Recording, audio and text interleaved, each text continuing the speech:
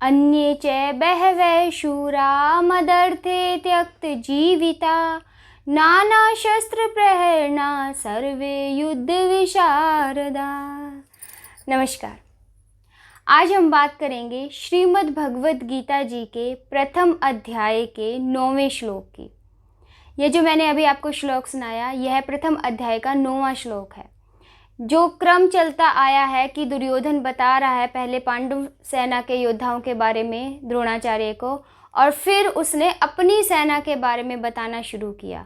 पिछले श्लोक में उसने बताया था कि उसकी सेना के पास स्वयं द्रोणाचार्य हैं, भीष्म हैं, कर्ण हैं, कृप हैं, अश्वत्थामा है।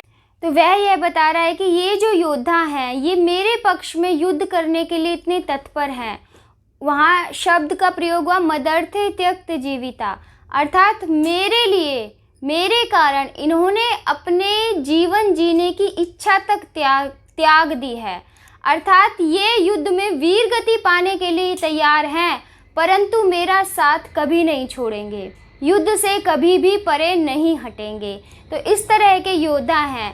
और ये नाना शस्त्र प्रहारेण सर्व युद्ध विशारदा, कि सर्वे युद्ध विशारदा, सभी युद्ध की कलाओं में निपुण है। नाना शस्त्र प्रहार, अनेक प्रकार के अस्त्र और शस्त्र इनको चलाने आते हैं।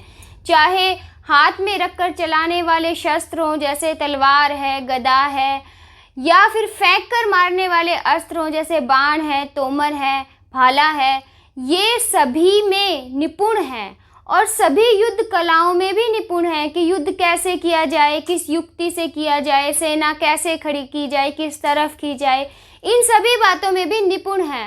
तो इस तरह से जो दुर्योधन है वो द्रोणाचार्य को ये समझाना चाह रहा है, ये बताना चाह रहा है कि हमारी सेना में इतने बड़े वीर हैं, ये हर प्रकार के अस्त्र और शस्त्र को चलाना भी जानते हैं और हर प्रकार की युद्ध नीति में भी निपुण हैं। तो हमें किसी तरह से अपने आप को पांडवों से कम नहीं आंकना चाहिए। और ये मेरे प्रति इतने मेरे लिए इतना इच्छा रखते हैं युद्ध करने की मेरी तरफ से कि इन्होंने अपने जीवन जीने की इच्छा तक त्याग दी है।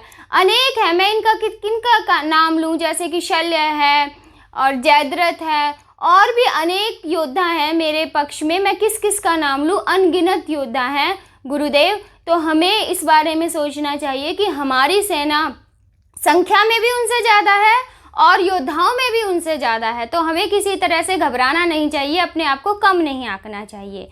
परंतु ये तो श्लोक का भाव हुआ। इतना कुछ समझाने के पश्चात भी द्रोणाचार्य कुछ नहीं कहते, एक शब्द भी उनके मुंह से नहीं निकलता, और इसलिए दुखी होकर दुर्योधन वहाँ से चला जाता है।